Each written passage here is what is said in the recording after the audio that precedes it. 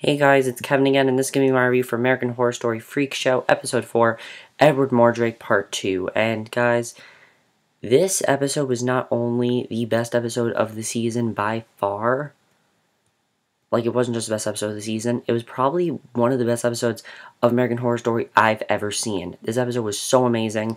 I loved it. And one of the things I loved about it was that this episode was the Halloween special, and it was probably the most gruesome episode we've ever had of the show.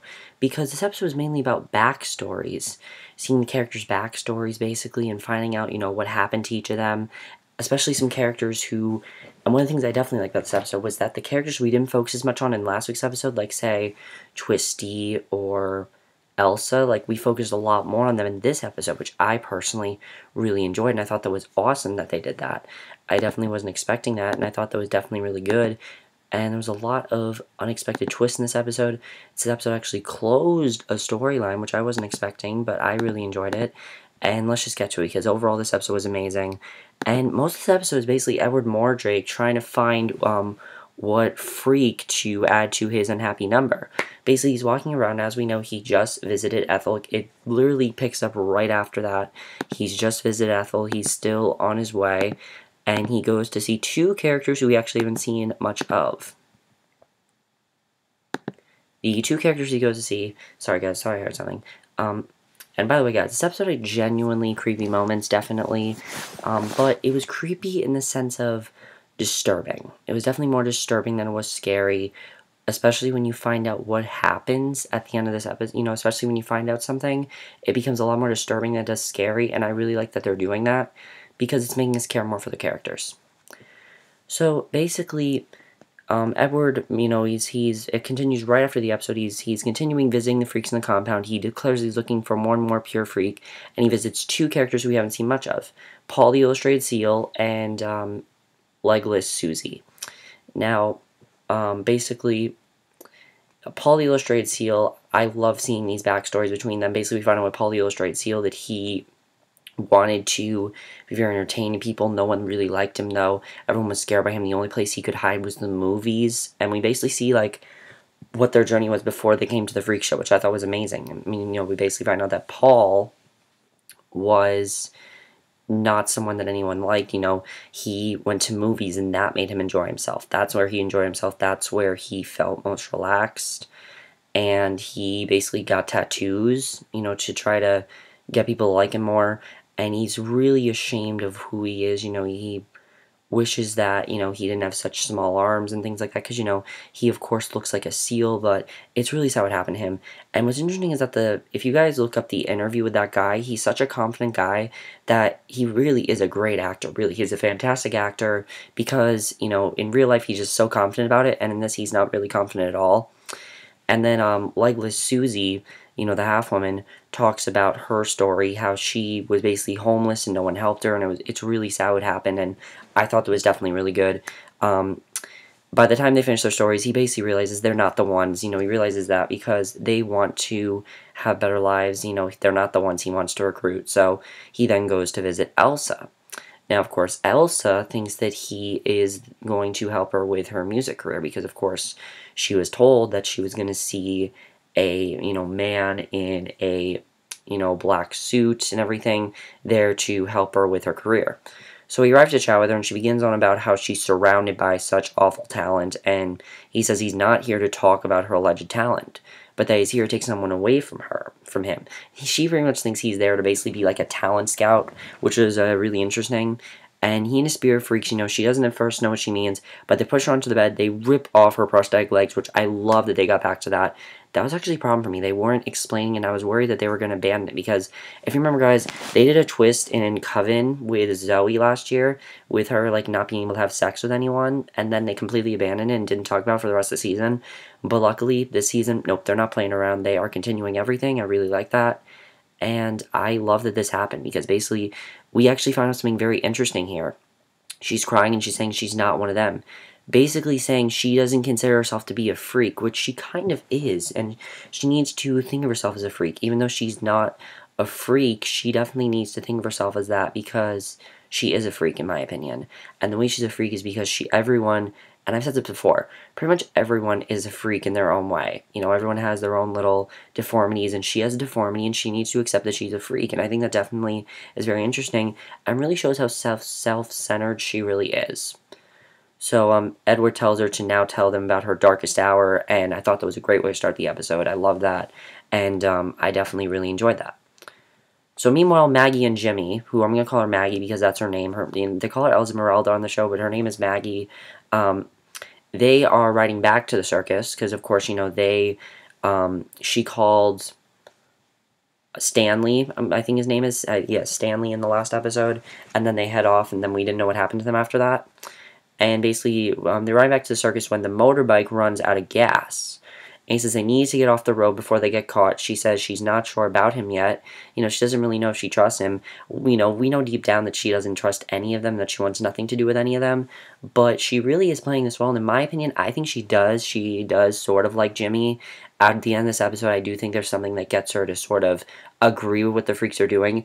At no point in this episode do we see her, like, question anything. So I'm kind of wondering if maybe she's starting to go against Stanley. I think she definitely is. She says she's not sure and is reluctant to go anywhere further with him, especially into the dark woods. Obviously, it's Halloween. What do you expect? I mean, it's Halloween night. One of the do's and don'ts of Halloween is you don't go into the woods. Like, just don't do it. It's a terrible idea. Oh, you know, just some cabin in the woods. Like, what is this, Evil Dead? So car comes down the road, which without much time to think, they retreat into the dark bushes, and then we see the girl that Twisty is captured. Now, of course, we did not see Twisty that much in last week's episode, which I personally really liked. I liked that we didn't see a lot of Twisty, because I didn't want to see a lot of Twisty. I wanted to see more of, you know, I'm happy we didn't see a lot of Twisty. I wanted, you know, we saw more of Dandy last week, and this week it's vice versa. We see more Twisty and less of Dandy. We do see Dandy, but not as much. So the girl Twisty is captured says to the new boy that they won't die here, and she manages to get away and runs onto the road where Jimmy and Maggie are hiding, and it's really intense here. Twisty's chasing after the girl, and this was a genuinely creepy scene. Like, this scene was definitely very creepy. It's late at night, and definitely it's really creepy. And one of the things I definitely enjoyed about this episode is the Halloween episodes are always really crazy, but this episode was a different kind of crazy, definitely. You know, this was a kind of crazy where it's more of a, you know, shock. It's not really shock value. You know, the season's not about shock value. The season is about genuine scares, and I thought that was definitely really good. So he captures her again and pulls her back into the woods, and Jimmy chases after them, hoping to help in some way. So it's really intense here, and then we cut back to Elsa, and basically she tells Edward the story, and the story that she tells him is really messed up. I'm just going to say it right now. It is extremely messed up. It is probably one of the most messed up things I've heard on this show, but even though it's so crazy and fucked up, it is a really good story. Basically, we go back to 1932, where basically this was before the war, you know, before Hitler and all them were in the Holocaust. They were actually in a sex business, you know, they were in a sex business and everything. And Elsa tells Edward she actually worked in this sex industry. However, she wasn't a normal prostitute. She had a lot of, like, weird things that she was doing. There was, like, this military guy, basically, and she basically gave him, like, all these, like, sex toys, and she ended up, like, having him bark like a dog. It was really weird. You know, she quickly garnered a reputation of the person to go when you wanted something creative done to you, something crazy and painful. She says that over time she began to attract an audience and people who wanted to observe their sexual deviancies, and she began calling them the Watchers. So it's really messed up, but at the same time, I really like the storyline, and I think it definitely is very interesting just because of the way that's going. I really like the way that's going. I think that definitely is very interesting, and I'm definitely really enjoying that plot. I think definitely they're doing a really good job with it. They're handling it well, and I was, you know, it really is messed up. As I said, it's completely messed up and really, really gross, but it does make sense if you sort of think about it. You know, it does definitely make sense. So then basically what happens is that, what's happening next is that we then see, okay, what's happening next? Okay, so they wake up to find them. So basically, the captive young woman briefly escapes the trailer in full view of Jimmy and Maggie, who are hiding nearby. She's followed by... Oh, I already read this. Okay.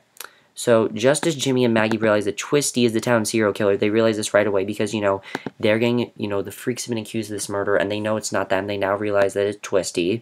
They now know that he is the serial killer. They are then knocked out by Dandy from behind in his clown costume. And, he is legitimately creepy in this episode. He's wearing the whole clown costume. It's really creepy, and they wake, and basically, that was definitely really intense. I wasn't expecting that, and that was definitely really crazy.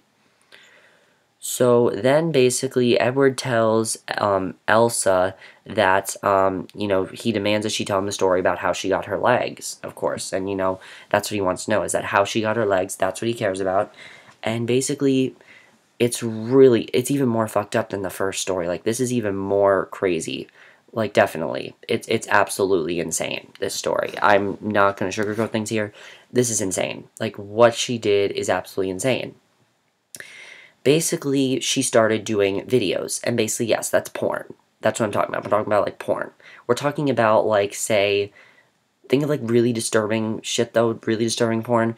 She was then drugged at the beginning of the shoot. Eventually she was drugged at the beginning of the shoot, and she didn't know why, but she couldn't fight back and was able to feel, but was able to feel and see everything that was happening. It wasn't like one of those drugs that's like an anesthetic. It's not like anesthesia or anything. And I was like, why don't you just give her an anesthesia? But I'm like, oh yeah, they don't have that yet. So men tied her down, cut off, and basically we find out how she got her legs cut off. They cut off her legs in the video. Though she was thankfully saved by that soldier. And, that was crazy, definitely. Think about it. That's just, insane. I would have never expected that that's what was going on there. That's absolutely insane. I think it's an awesome twist, but it's just really messed up, definitely. Really messed up. I love the idea of it. I love the way she got, her legs cut off, but it is so messed up, definitely. I will say one of the best parts of these flashbacks were the cinematography. Cinematography was amazing in these flashbacks, and they were just really, really, really creepy and really well done. And the worst part is that the video was actually passed all around Europe, and though she became a star, her career was over. She knew this. So, hearing the story, Edward Mordrake, the voice says that she's the one. He hears the voice say that because he said to her that the voice determines who is the one. He doesn't say it, the voice does.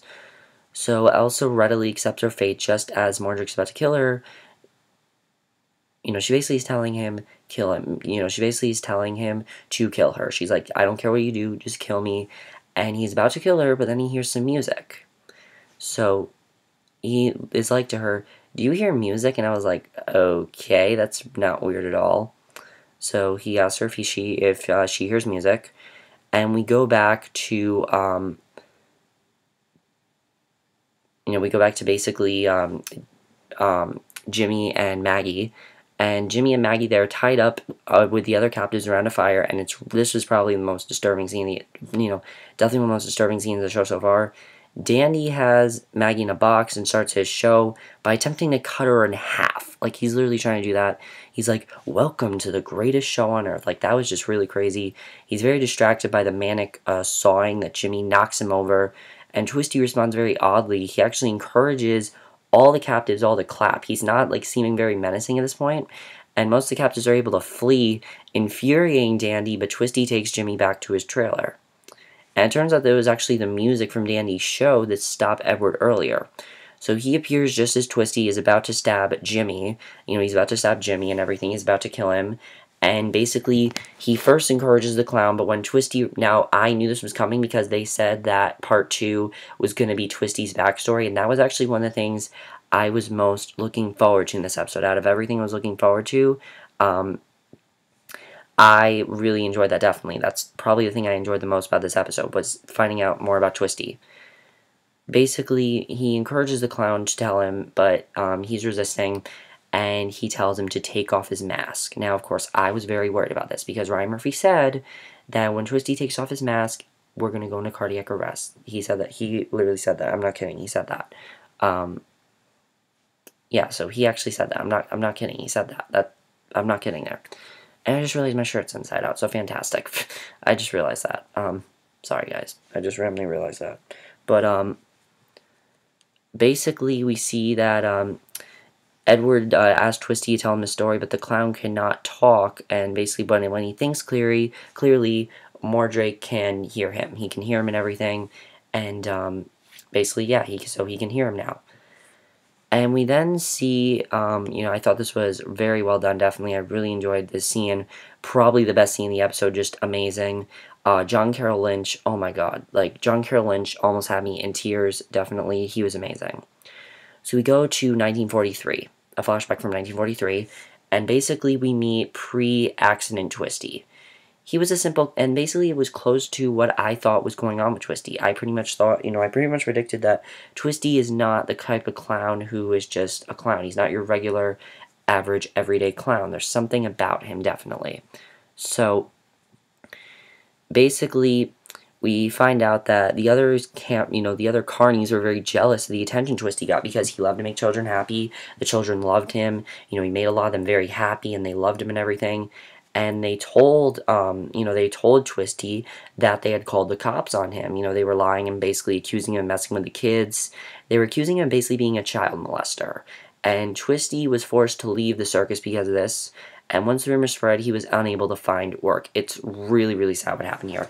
Because, he is getting tormented, and it's really sad because there's nothing he can do about it. I felt really bad for him because of it, and just, it was so sad to watch. So he eventually returned to his hometown to be with his mother, but she unfortunately died. And in a last desperate attempt at meeting, he tried to make toys for children out of garbage. He's literally just completely out of ideas right now. He's trying to make, toys for kids out of garbage, but obviously no one wanted the toys because they weren't good toys or anything. So because of this, Twisty actually tried to kill himself by shooting a gun in his mouth, and that's why his face is so, fucked up and everything. His face, by the way, was not that disturbing. Like Ryan Murphy said it would be. It was not as disturbing as I thought because of what happened here. I feel like I wasn't as affected just because of what we found out here, definitely. I think that's why I wasn't as affected. Sorry, guys, that my shirt's inside out. I didn't even realize it. I'm just saying, don't be distracted by that. But basically, it blew off half of his face, and the bandages he wore of his mouth inspired his now infamous clown mask. That's what inspired it, basically. So when Elsa and her freaks came to town, they hardly entertained the notion of him trying to sell some balloons nearby. They basically just thought of him as this, silly clown. They didn't really acknowledge him much. They were not exactly nice to him. So basically, he barely remembered how the freaks at his circus ruined his life. He pretty much said that they ruined his life. And he felt that the freaks were stealing the children's love for him, because the children really did love him. They cared about him. He was their clown. They loved him. So, basically inspiring his murderous rampage, he was trying to be a good clown for the kids. And basically, this is why he killed people. He killed their mean parents and brought them a pretty kidnapped babysitter. So I thought that was, amazing when we found that out. I was very surprised by that. I wasn't expecting that. And that's why he's done all this. He's done it basically to just put on a show for these kids because he loves the kids more than anything. And that's what matters the most to him is these kids, They matter to him. And it makes sense now that he pretty much just tried to entertain kids. He didn't seem to be as menacing as this after this. And I thought it was really good that they revealed this because I was very happy about it, and I was almost in tears about this, I gotta say. John Carroll Lynch's performance in this episode was amazing, especially that scene. So well done. I loved it. That had me in tears. I'm not kidding. So, in the morning, Jimmy and basically the voice then speaks to Mordrake, declaring that Twisty is the one. They're saying that, look, Twisty's the one, and he ends up killing Twisty. And I was very surprised. I was like, because Twisty's supposed to be the main villain now. However, Twisty's no longer a villain, because we now understand why he did what he did. And that's one of the reasons why I love this episode so much, was because of that big reveal that we found out with Twisty. I definitely really enjoyed the episode because of that. That's the reason I really enjoyed this episode, is because of, the big reveal with Twisty. I thought that was just amazing when we found out. So basically, he's dead and everything, and Twisty's spirit joins the group of Forsaken Freaks. You can see that he is very upset. He pretty much is just done with his life. And after this, I felt really, really bad for Twisty. And I felt so bad for him. I almost cried. But then Dandy picks up his dead body. He finds Twisty's dead body. He takes the clown mask and puts it on himself. So when he did that, I'm like, okay, Danny is definitely going to take over as Twisty. Like, he is going to be the new Twisty. He's going to take over for him. He's going to, because, you know, Twisty was his inspiration. Twisty is what made him so, you know, sadistic now. That's what made him so creepy and everything. So I definitely thought that, okay, Danny is definitely going to take over as the new Twisty. That's what he's going to do here. So I thought that was definitely very interesting. So then in the morning, Jimmy and Maggie aren't able to help the police much in their investigation. They can't describe the clown's faces because of the mask, and only one of them spoke. They didn't hear Twisty speak. Of course, Twisty can speak, but they didn't hear him speak. So even though his voice was muffled, you know, they couldn't understand what he was saying, Jimmy uses this police FaceTime to remind them that he will avenge the death of Meep, which I personally really love seeing that, because here's the thing, with seeing that, I really enjoyed, is that we see that he's definitely still upset over the death of Meep. He obviously is still very upset by that, and I really enjoyed watching that. I really enjoyed seeing him be upset over the death of Meep. I thought that was definitely very, very well done in my opinion. And it really shows that Jimmy is not going to take shit from people. He's not, and Jimmy is, you know, Jimmy kind of changes in this episode. Jimmy goes through probably the biggest character change out of everyone this episode because of what happens to him. So Elsa's briefly angry that Jimmy and Maggie are arriving back on camp, and basically, but Jimmy reveals to her that the curfew's over. The curfew's over. The curfew's done. They can now perform at night again. And basically, she's very angry at this until she learns that Jimmy killed the town serial killer.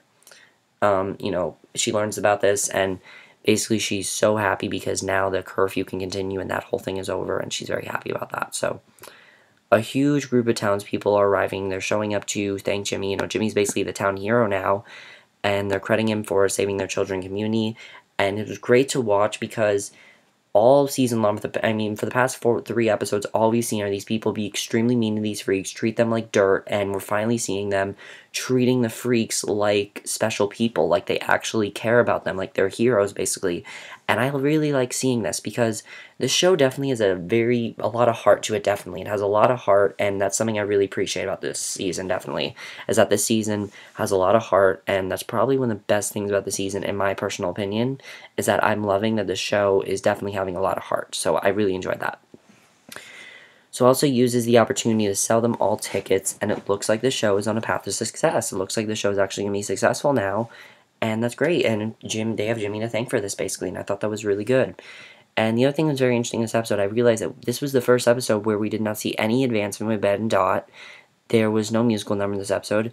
This episode was the shortest episode so far, but I was actually fine with that because I thought this episode had to be short. It really did, and I was fine that it was short. I really liked that it was short, and I was fine with that.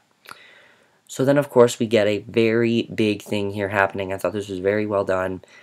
We see Dr. Mansfield, Dennis O'Hare's character, whatever you want to call him, Stanley. That's going to be his name. His name is Stanley. We know that because I looked it up on Wikipedia, and his name is Stanley. He is Maggie's partner in crime, of course, and he shows up claiming to be a talent scout from Hollywood. And of course, Elsa's obviously happy about this because she thinks that he can possibly recruit her, and she can basically become the star that she wanted to be. And he says they'll be able to find a seat in the crowd. And I thought this was very interesting because basically his plan is to lure Elsa into thinking that he's this big talent scout and everything, when really he's just going to kill them all. That's what he wants to do. We know that that's his mission, is to kill them all, and that's what he wants to do. So I think that definitely is very interesting seeing where that's going to go, and really, really good stuff there, definitely. I thought that was just one of the best parts of the episode by far. Definitely one of the best parts. So the episode ends with Dandy returns home. He's still wearing Twisty's mask. You know, he's still wearing it and everything. Definitely very, very creepy, still very creepy. And we see Dora. Of course, Dora, I love her character. I think she's hilarious. She's like, what are you doing with that mask? And basically, she tells him to, like, come over here with, like, this tray. And he ends up killing her. I knew he was going to do it. He foreshadowed that he was going to, because she says, what are you going to do, kill me? And then he killed her. He slices her neck. And he slowly realizes he's loving it. And he's giggling. And that was by far the creepiest scene in the show so far. And I loved this episode to death. I thought it was fantastic. The way they got us to root for Twisty so fast and basically be like, okay, so he's the menacing. So he's actually not a menacing villain. No, Dandy is. I predicted this. Dandy is the more menacing villain. Twisty, after what we find out, is not menacing. He just wanted to make children laugh. He wanted to entertain the children. He wanted to make the children feel happy. That's what he wanted to do, because he himself is a child at heart, and I predicted that was going to happen. And I thought that was amazing that we found that out. So I have a lot of questions now for you guys. First of all, what do you think is going to happen now that Dandy is the main killer? I think he's going after the freaks, definitely. I definitely think he's going after the freaks, but here's what I think is going to happen. He's going to go after the freaks. By the way, was I the only one that saw, like, Dandy watching this? I believe Dandy was watching Twisty having that conversation with Mordrake. Basically, I think Dandy's going after the freaks for not letting him join, and he's going to get his revenge on them, which is going to be very creepy to watch. Elsa, I'm very interested in seeing what's going to happen with Elsa and Stanley. Stanley, you know, is obviously going to make Elsa think that he's this talent scout, and she's obviously going to believe him, because we know that Elsa is very hung up on fame, especially we found that out in this episode, so we know that now. I personally love that reveal. Also, Maggie. I really feel that Maggie cares about Jimmy now, because, one, she kissed him on the cheek, two, she was very impressed by him. And she seemed very impressed. There wasn't one time in this episode where she seemed very sketchy to me, or that she seemed like she didn't actually trust them. You know, I'm thinking maybe that she actually is going to end up allying with them. I still feel that's going to happen. Let me know what you guys think about that, if that's going to happen. Jimmy's going to avenge the death of Meep, as we saw. We also saw Del getting very, very jealous of Jimmy, because, of course, you know, him and Jimmy have a lot of tension between them. I really like seeing that. I thought that was very well done also. I definitely really enjoyed that. My other thing is, are we going to see Twisty again? I feel like we're going to see Twisty in the afterlife and see, like, what happens to him, but not till the final episodes. We know that he's dead because Ryan Murphy confirmed when someone dies, they're dead. They're not coming back. This is not going to be like Coven, which is fine, because I thought we got enough of Twisty storyline this episode. I was fine with what we got, and I was happy with what we got. So that's what matters to me. And I honestly thought this episode was amazing. By far best episode of the season. Probably one of the best episodes of American Horror Story I personally have ever seen. And the reason I love this episode so much was just because, again, it was filled with information. Filled with information about the characters, you know, especially Seal, you know, Paul the Illustrated Seal and Legless Susie. We found out so much about them, definitely, which I thought was definitely very interesting. You know, I thought that was, you know, very great. We found out about them. Elsa's storyline was fucked up, but we understand why she lost her legs now. Also, why does Elsa not think of herself as a freak? She really needs to. She needs to realize that she's no different than them. She pretty much is no different from that, if you think about it. You know, it definitely makes sense. I really like where they're going with her storyline. I think it's going to be really cool to see what happens there. But, that's basically for my review. I hope you guys enjoyed. Let me know what you guys saw this episode. I thought this episode was amazing. By far the best episode of the season. Just loved it, loved it, loved it. And I will see you guys in my next video, which will be my review for for my final classic horror movie review, which I'm really looking forward to doing for you guys. I'm really looking forward to watching that. So I will see you guys for that. And again, let me know what you guys saw this episode. Was this episode really creepy? I thought Dandy was definitely very creepy. And I definitely felt really bad for Twisty, definitely. This episode got me to completely change my mind about Twisty, which I really enjoyed, and I really appreciate that they did that. And again, guys, sorry my shirt was inside out. I was planning on not doing this review, so again, but because I had to do it again because I rewatched the episode, and I'm like, I need to do this review. Quickly got dressed again, and that's why my shirt's inside out, just so you guys know. So I'll see you guys in my next video, which will be for another classic, for my final classic horror movie review. So I'll see you guys for that. Okay, bye.